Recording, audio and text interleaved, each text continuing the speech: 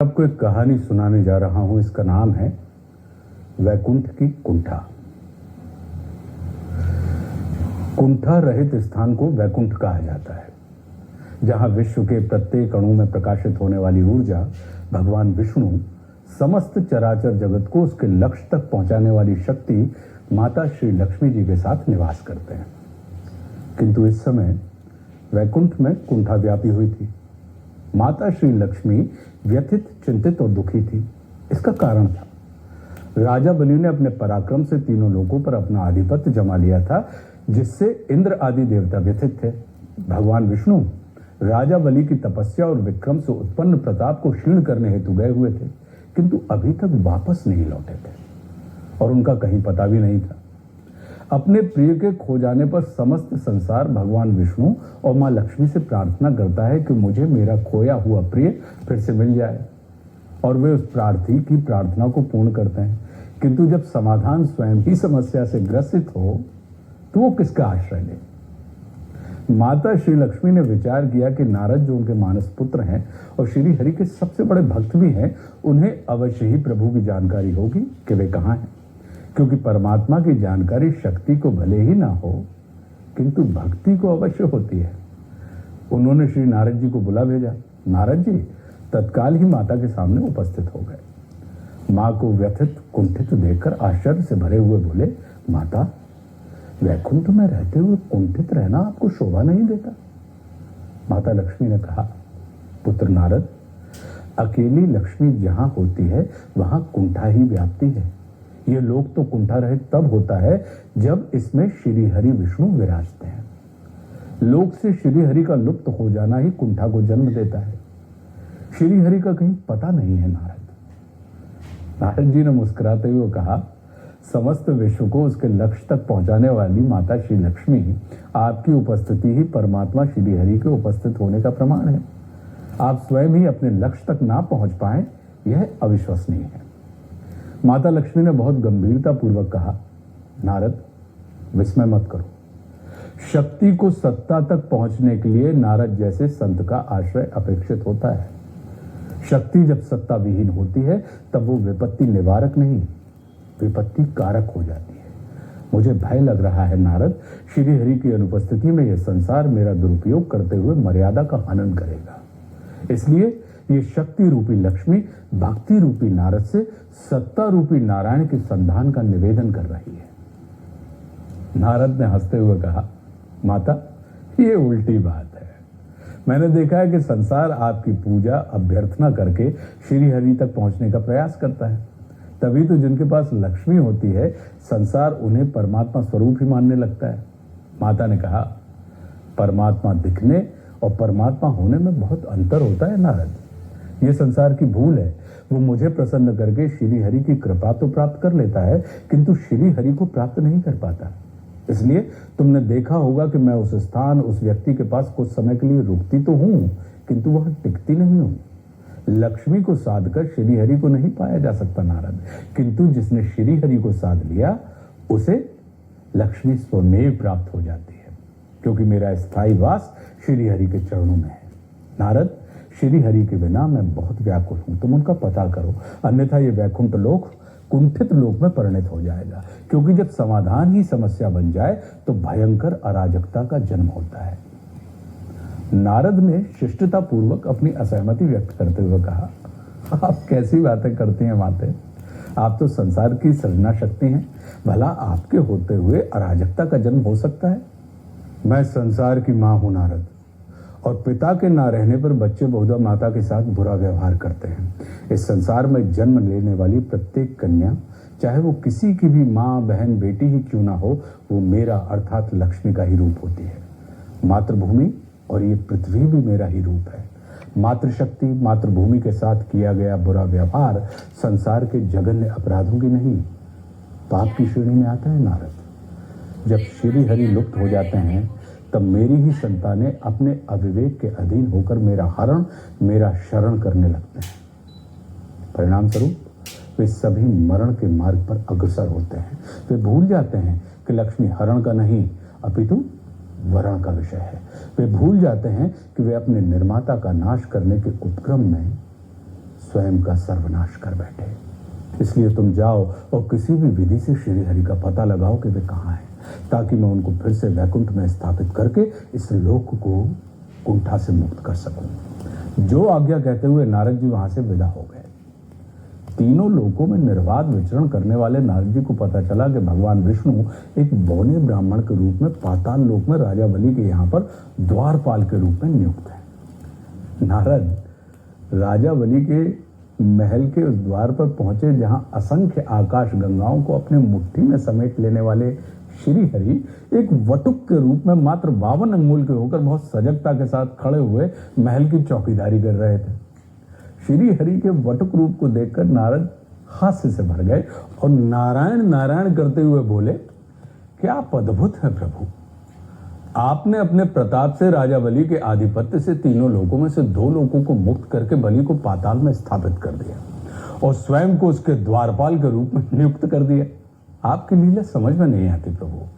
आपसे निवेदन है कि आप तत्काल यहाँ से चलिए। माता लक्ष्मी आपके वियोग से व्याकुल हैं। आपके ना होने से आपके लोक वैकुंठ में कुंठा का साम्राज्य स्थापित हो गया प्रभु। वामन के रूप में भी नारद द्वारा स्वयं को पहचान लिए जाने से श्री हरि प्रसन्नता से भरे हुए बोले, नारद, मैं बलि को अपने द्वारा दिए गए वरदान से बना हुआ हूं। अब मुझे सदा के लिए पाताल में ही निवास करना होगा। नारद ने आश्चर्य से भरकर कहा, प्रभु, आप तो निर्बंध हैं, आपका बंधा हुआ होना समझ में नहीं आता। श्री हरि बोले, नारद, मुक्ति, युक्ति और शक्ति का पर्याय होने के बाद भी मैं भक्ति से बंध जाता हूं। नारद ने कहा, प्रभु, यदि उचित समझे तो संदर्भ साझा करें। श्री हरि ने कहा, नारद, तुम जानते हो राजा बलि ने अपने विक्रम से तीनों लोगों को अपने अधिकार में ले लिया था। बलि जो स्नान, ध्यान और दान के महत्व को भली भांति समझता था, उसने कल्याण की भावना से प्रेरित होकर दान का व्रत ले लिया। उसके दान व्रत की प्रतिष्ठा तीनों लोकों में प्रसिद्ध हो गई। नारद ने विस्मय से कहा, प्रभु, आज आपका विरोधाभासी वचनों का उद्घाटन समझ में नहीं आ रहा है। स्नान से तन पवित्र होता है, ध्यान से मन पवित्र हो जाता है और दान करने से धन पवित्र हो जाता है। तो बलि जैसा सिद्ध पुरुष जो स्नान, ध्यान और दान के व्रत का पालन कर रहा था, वो देवताओं के त्राण का कारण क्यों हो गया? यदि बलि इतना ही बड़ा तपस्वी था, तब वो क्यों आधिपत्य की भावना से भर गया? तपस्या से तो औदार्य उत्पन्न होता है, अहंकार नहीं। श्री हरि ने गंभीरता से नारद को देखते हुए कहा, नारद, सिद्धि से कहीं अधिक घातक प्रसिद्धि होती है। इसलिए जो सिद्ध होते हैं वो स्वयं को संसार के समक्ष अकिंचन के रूप में प्रस्तुत करते हैं। वो स्वयं को संसार से छिपा कर रखते हैं। असाधारण शक्तियों के स्वामी होते हुए भी वे अति सामान्य जीवन जीते हैं, क्योंकि मनुष्य को जब प्रसिद्धि प्राप्त होती है तब उसके विवेक का हरण हो जाता है। परिणाम स्वरूप व्यक्ति अहंकार से भर जाता है, फिर वही अहंकार उसके नाश का कारण हो जाता है। तप से उत्पन्न हुए ताप को संभालना किसी भी तप से बड़ी तपस्या होती है नारद। हुआ वही। बलि के सभासदों ने त्रिलोक विजेता बलि को अश्वमेध यज्ञ करने के लिए प्रेरित किया। बलि के ताप से देवताओं को मुक्त करने का संकल्प लेकर मैं वामन के रूप में उसके यज्ञ में पहुंच गया। नारद श्री हरि के कथनों से चकित होते हुए बोले, प्रभु, आप विराट रूप वाले हैं, फिर आपको बलि के समक्ष स्वयं को छोटा बौना प्रस्तुत करने की क्या सूझी? श्री हरि बोले, मैं अपने महाबली स्वरूप से बलि को हरा तो देता, किंतु बलि को हराना मेरा लक्ष्य नहीं था। मैं उसे जीतना चाहता था। हराने से व्यक्ति का बैर समाप्त नहीं होता। वो कुछ समय के लिए दब अवश्य जाता है, किंतु तब वो कुंठा का रूप ले लेता है, और समर्थ व्यक्ति की कुंठा तब क्रोध का रूप लेती है, तब वो सर्वनाशी हो जाता है। स्मरण रखो नारद, किसी भी बलशाली व्यक्ति को बल से नहीं, शक्ति से ही जीता जा सकता है। नारद की जिज्ञासा मुखर हो गई। वे बोल पड़े, भगवान, बल और शक्ति तो एक ही होते हैं, इनके बीच में कोई भेद ही नहीं है। श्री हरि मुस्कुराते हुए बोले, इन दोनों को एक मानना ही हमारी सबसे बड़ी भूल है नारद। बल दिखाई देता है और शक्ति दिखाई नहीं देती। सामान्य शब्दों में यह कहा जा सकता है कि जब शक्ति को दिखाया जाता है तब वो बल कहलाता है, और जब बल को छिपाया जाता है तब वो शक्ति हो जाता है। दिखाना प्रदर्शन है तो छिपाना एक कला। इसलिए किसी भी बड़े बलशाली व्यक्ति को जय करने के लिए हमें चाहिए कि हम अपने अस्तित्व को छोटा बना लें। बड़े व्यक्ति का सबसे बड़ा दुर्गुण होता है कि उसे छोटी समस्याएं, छोटे व्यक्ति दिखाई नहीं देते। वो अहंकार के वशीभूत होकर उनकी उपेक्षा करता है, उन्हें नगण्य मानता है, और यही उपेक्षा बड़े बलशाली व्यक्ति के अवसान का कारण हो जाती है। मुझ में और बलि में मात्र इतना अंतर है कि बलि वृक्ष में छिपे हुए बीज को नहीं देख पाता और मैं बीज में प्रच्छन्न वृक्ष को देख लेता हूं। बलि की रुचि प्रत्यक्ष शक्तियों में है, इसलिए उसके समक्ष मैंने स्वयं को नगण्य बनाकर प्रस्तुत किया। यज्ञ समाप्ति के बाद जब वो दान देने लगा तब मैं भी एक याचक के रूप में उसके सामने खड़ा हो गया। एक अति लघु रूप बोने ब्राह्मण को अपने समक्ष देखकर उसने कहा, हे वटुक, मैं आपकी किस इच्छा को पूर्ण कर सकता हूं, कृपया आदेश करें। मैंने कहा, हे महादानी महाराज बलि, मुझे आपके सामर्थ्य और वचनबद्धता पर संशय है। आप मेरी इच्छा पूर्ण नहीं कर पाएंगे। जब कोई नगण्य सत्ता गणमान्य सत्ता के सामर्थ्य पर संशय करती है तब गणमान्य सत्ता का अहंकार प्रगल्भित हो जाता है। और वही हुआ। बलि उपेक्षा से हंसते हुए बोला, हे देव, आप अपने छोटे से आकार के अनुसार मेरे सामर्थ्य का आकलन ना करें। आप तो आदेश करें कि देवराज इंद्र को परास्त करने वाला तीनों लोकों का अधिपति बलि आपका क्या हित कर सकता है। नारद, अहंकारी के अहंकार को नष्ट करने के लिए हमें उसके अहंकार को और अधिक पुष्ट करना चाहिए। मैंने उसके अहंकार को और अधिक पुष्ट करते हुए कहा, हे महापराक्रमी, हे महादानी, हे त्रिलोक के स्वामी, मुझे आपके सामर्थ्य पर तनिक भी संशय नहीं है। आप महान प्रजापालक हैं। आप अपने प्राण देकर भी अपनी प्रजा की इच्छा पूरी करने का सामर्थ्य रखते हैं। आप देवराज इंद्र से सर्वथा भिन्न हैं। मुझे अपनी इच्छा पर संकोच हो रहा है कि कहीं महाराज बलि इस निर्धन वामन की आवश्यकता को इसका लोभ ना समझ लें। विशाल जनसमुदाय के सामने अपनी स्तुति सुनकर बलि परम प्रसन्न होते हुए बोला, बटुक, मैं आवश्यकता और लोभ के बीच के अंतर को भली भांति समझता हूं। आप निश्चिंत रहते हुए कहिए कि आप क्या चाहते हैं। मैंने दीनता के साथ कहा, महाराज, मेरे पास भूमि नहीं है। मुझे रहने के लिए मात्र 3 पग भूमि की आवश्यकता है। मेरी आवश्यकता और मेरे आकार को देखकर बलि ठठाकर हंसते हुए बोला, हे बटुक, इन 3 लोकों में जहां भी तुम्हारी इच्छा हो 3 पग भूमि नाप लो और सुख से रहो। अभी से ही तुम अपनी नापी हुई भूमि के स्वामी हुए और ये तीनों लोकों के स्वामी महाराजा बलि की घोषणा है।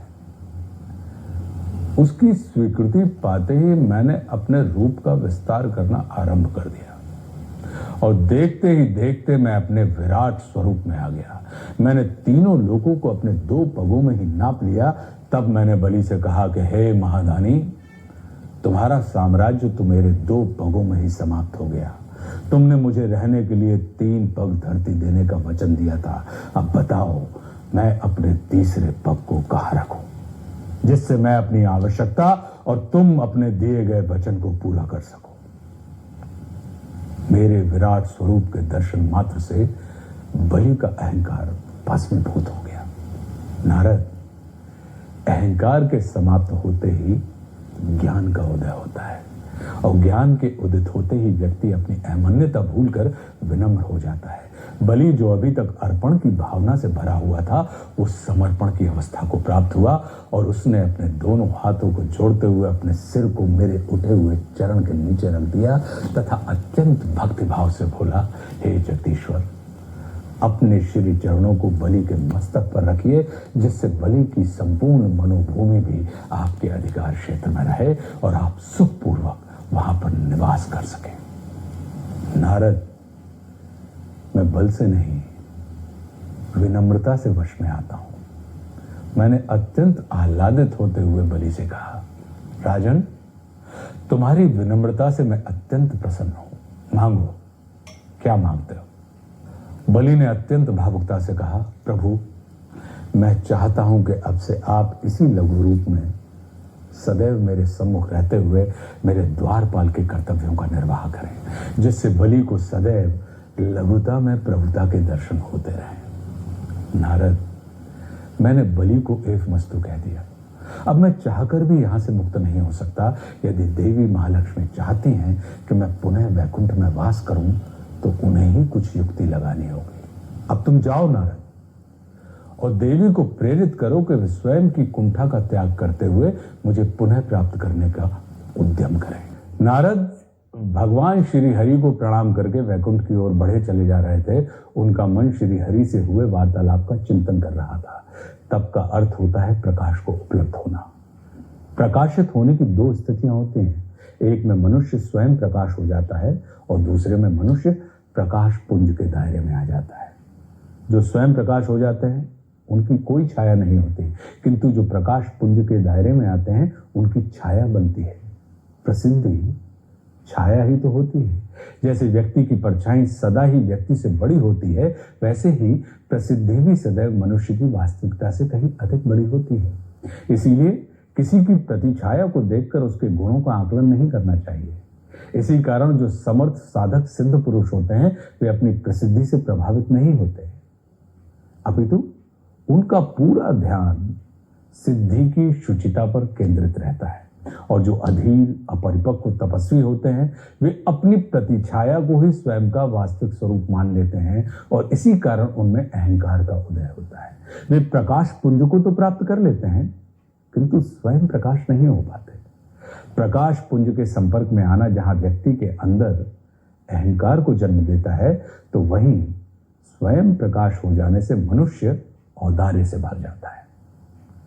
नारद को पता ही नहीं चला कि वे कब वैकुंठ पहुंच गए। माता लक्ष्मी के चिंतित स्वर से उनकी विचार श्रृंखला भंग हुई। माता पूछ रही थी, नारद, श्री हरि का कुछ पता चला? वे कहाँ हैं? नारद प्रसन्नता से हंसते हुए बोले, माता, प्रभु अपने भक्त बलि की चौकीदारी में नियुक्त हैं, वे आ नहीं पाएंगे। उन्होंने कहा है कि अब आपको ही उद्यम करना होगा। और नारायण नारायण कहते हुए नारद वहां से विदा हो गए।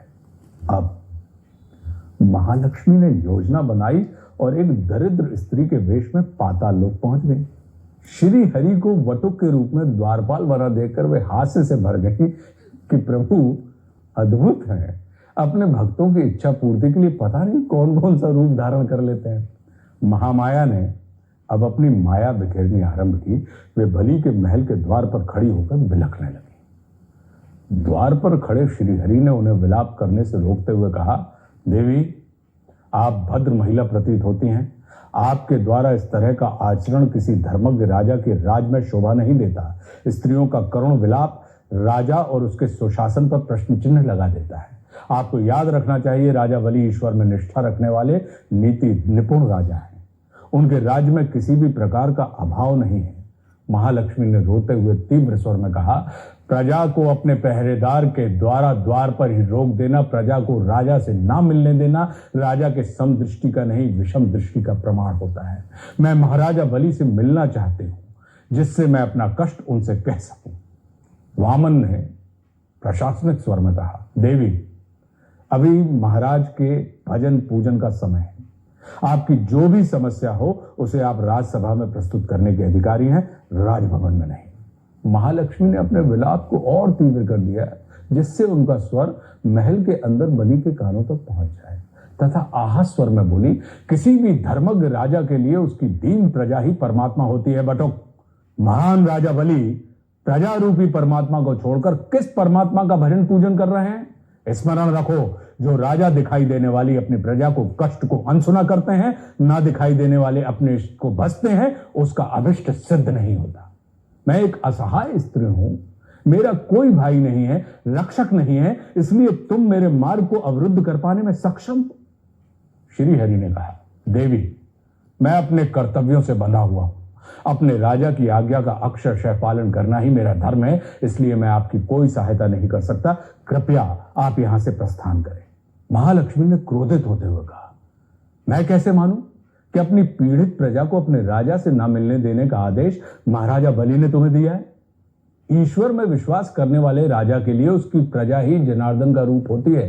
प्रजा के अभाव की उपेक्षा करने वाले राजा का भाव कितना ही पवित्र क्यों ना हो, परमात्मा उसे स्वीकार नहीं करते। मैं कोई भिक्षुक नहीं हूं जो धन धान्य की कामना से प्रेरित होकर यहां पर आई हूं। मुझे अपने राजा से अपनी पीड़ा कहने का अधिकार है। मुझे महाराज के दर्शन करने दो, अन्यथा मैं राजभवन के द्वार पर ही अपने प्राण त्याग दूंगी। महल के द्वार पर हो रहे भीषण कोलाहल को सुनकर बलि स्वयं ही द्वार पर उपस्थित हो गए और अपने दोनों हाथों को जोड़ते हुए बोले, हे देवी, आपके द्वारा कही गई सभी बातें नीतिपूर्ण हैं। इन्हें अपने आचरण में लाने से किसी भी राजा का कल्याण निश्चित है। मैं आपसे निवेदन करता हूं कि आप अपने विषाद का त्याग करते हुए अपनी पीड़ा को मुझसे कहें।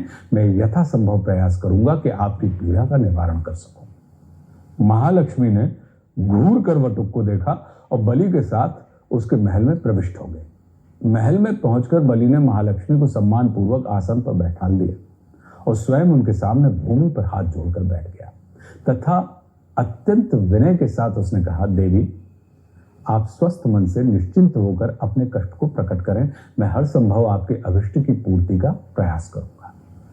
महालक्ष्मी बलि के विनय से प्रभावित होते हुए बोली, राजन, जो सत्ता समाज को पीठासीन करते हुए स्वयं भूमि पर प्रतिष्ठित होती है, उसका यश युगों युगों तक ब्रह्मांड में वर्तमान होता है। आप राक्षस कुल में जन्म लेने के बाद भी सच्चे अर्थों में विप्र हैं। स्वयं के लिए विप्र कहे जाने से बलि को संकोच हुआ। उसने सविनय प्रतिकार करते हुए कहा, देवी, मैं दानव राज हूं, मुझ में विप्र होने की पात्रता नहीं है। महालक्ष्मी ने बलि के कथन को सुनकर उतने ही अधिकार से कहा, राजन, जो व्यक्ति विनीत होने के साथ साथ प्रबुद्ध भी हो, उसे ही विप्र कहा जाता है। आप में विनय और प्रबुद्धता दोनों है, इसलिए आपको विप्र कहा जाना अनुपयुक्त नहीं होगा। महालक्ष्मी के इस कथन को सुनकर बलि बहुत शालीनता से अपना सिर झुकाते हुए बोला, हे शुभ लक्ष्मी, मेरे लिए आपका क्या आदेश है? अब महालक्ष्मी ने अपने कंठ में असहाय स्वर को धारण करते हुए बोलना आरंभ किया, राजन, मैं नितांत अकेली असहाय स्त्री हूं। मेरा कोई रक्षक नहीं है। मुझे निरंतर भय बना रहता है। क्या आप मुझ अभागिन को अपनी बहन बनाना स्वीकार करेंगे? मैं आपकी कलाई पर रक्षा सूत्र बांधकर स्वयं को आश्वस्त करना चाहती हूँ। यदि आप जैसा धर्मात्मा महावीर मेरा भाई बन जाएगा, तब मैं निर्जन वन में रहते हुए भी स्वयं को सुरक्षित अनुभूत करूंगी। स्त्री का भयभीत रहना किसी भी राष्ट्र और राजा के सम्मान को कलंकित कर देता है, क्योंकि किसी स्त्री के लिए संसार के सभी कष्टों में सबसे बड़ा कष्ट भय का कष्ट होता है। हे महाबली, भय के त्राण से मुक्त करने वाले को ही भ्राता कहा जाता है। महाराजा बलि, मैं चाहती हूं कि आप मेरे भ्राता बनकर मुझे निर्भय कर दें। बलि एक असहाय स्त्री के मुख से कल्याणकारी नीति को सुनकर उसके प्रति आदर से भरे हुए बोला, देवी, सर्वथा असहाय और भीषण कष्ट में रहने के बाद भी अपने विवेक में स्थित रहना ही स्त्री का मूल गुण होता है। स्त्री की अस्मिता, उसके गौरव की रक्षा करना तो मनुष्य का मूल धर्म होता है। आपका धन्यवाद जो आपने मुझे मेरे धर्म, मेरे कर्तव्यों का बोध कराया। आप जैसी विवेकवान स्त्री की उपस्थिति तो मेरे राज्य और मेरी शुभता का प्रमाण है। ये कहते हुए बलि ने अपनी कलाई महालक्ष्मी के सामने कर दी। महालक्ष्मी ने एक सूत का धागा निकाला और बलि की कलाई पर बांधते हुए बोली, हे महाबली, धर्मज्ञ दानवों के राजा, मैं आपके कल्याण की कामना करते हुए कलाई पर बांधे जा रहे इस रक्षा सूत्र के सदैव स्थिर रहने की कामना करती हूं, जिससे तुम अविचल भाव से अपने समस्त कर्तव्यों का पालन करते हुए धर्म की रक्षा कर सको और धर्म तुम्हारी रक्षा करे। कल्याणमस्तु। अपने लिए की गई इस मंगल कामना से प्रसन्न होकर बलि ने कहा, मैं शपथ पूर्वक कहता हूं कि मैं जीवन पर्यंत आपके साथ साथ इस सृष्टि की संपूर्ण नारी जाति के मान, उसके गौरव, उसकी अस्मिता की रक्षा करूंगा और साथ ही ये वचन भी देता हूं कि जो भी मनुष्य नारियों के गौरव, मान, अस्मिता की रक्षा के लिए भ्राता के भाव से तत्पर होगा, उसे मैं अपने संचित धर्म की शक्ति से और अधिक शक्ति संपन्न करते हुए जगत में उसके यश की प्रतिष्ठा के लिए सदैव सनद्ध रहूंगा। बलि अपनी प्रतिज्ञा के पश्चात निर्मल मन से महालक्ष्मी से बोल उठा, मांगिए बहन, आपका ये भाई आपकी किस इच्छा को पूर्ण करे जिससे आप परम प्रसन्न होती हुई निश्चिंत मन वाली हो सके। महालक्ष्मी बहुत स्नेह से बलि को देखते हुए बोली, राजन, मेरे पति आपकी सेवा के लिए वचनबद्ध हैं। परिणाम स्वरूप मैं अपने स्वामी के होते हुए भी अकेली और असहाय होकर जीवन व्यतीत कर रही हूं। आप मेरे स्वामी को अपनी सेवा से मुक्त करते हुए उन्हें मेरे साथ जीवन व्यतीत करने का आदेश दीजिए। बलि ने चौंकते हुए किंचित संकोच में महालक्ष्मी से कहा, मुझसे अनजाने ही बहुत बड़ा अपराध हुआ है।